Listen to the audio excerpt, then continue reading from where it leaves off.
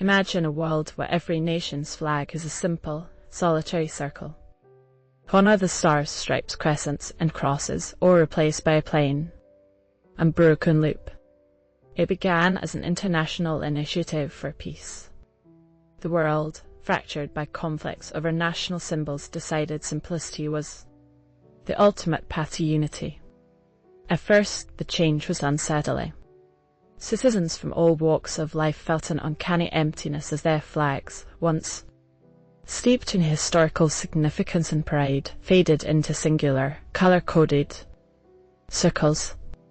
But as weeks turned into months, an unexpected transformation took hold. The circles, initially perceived as bland, began to symbolise more than their intricate predecessors ever could. Border disputes diminished as national pride shifted from visual flamboyance to the human connections within those circles.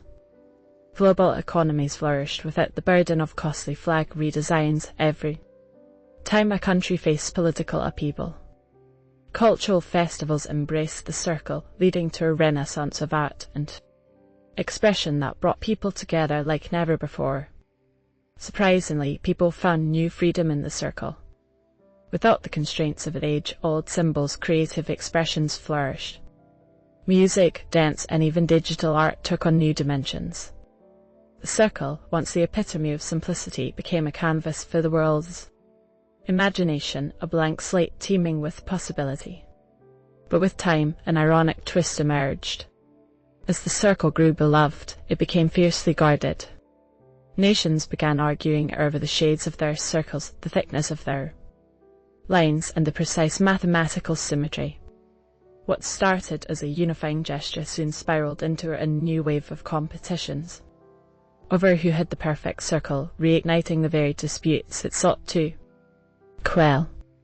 And so, the world found itself wrapped back into a full circle, proving that sometimes, in the quest for simplicity, complexity finds a way to sneak back in.